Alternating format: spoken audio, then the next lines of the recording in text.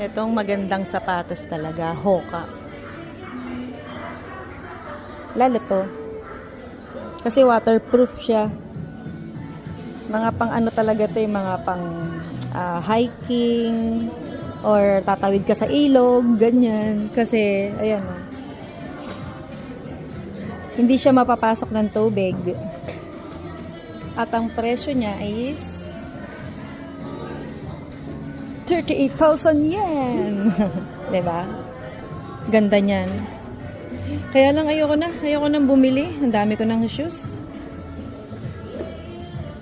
Ganda nito, ayun. Mga pang ano talaga. Yung galaan. Gagala ka. Di talaga sasakit paa mo dyan. Ang sarap sa paa niyan. Hoka. Tapos super gaan. Oh, ang gaan niya, oh. Makapal siya tingnan, 'di ba? Pero super gaan. Diba? Ganda. Ganda rin ang presyo. P-Brown. Oh. Ganda. Ay, ito ang cute. Ito maganda. Kulay pula. Ay, ang gaan. Aroy. Ito ang gusto ko. Kung hindi ito, ang gaan, grabe. Magkano siya?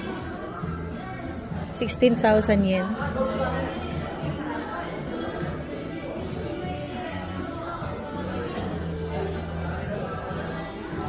Ito gusto ko eh. Kasi alam niyo bakit? Hindi mo na siya kailangang hawakan. Dahil tingnan mo naman yung ano. Yung design niya. Papasok na lang yung paa mo dito. Ganyan na lang, oh. Diba?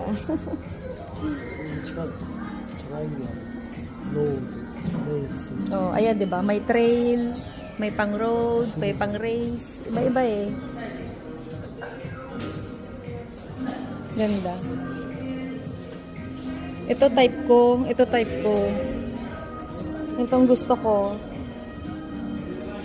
Ganda. Kasi madali siyang suotin, no? Ayan, no? Type yung sapatos.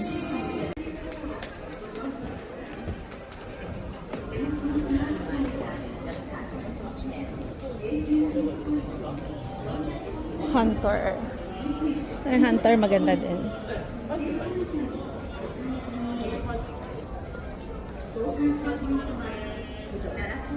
Converse. Ah, Refa.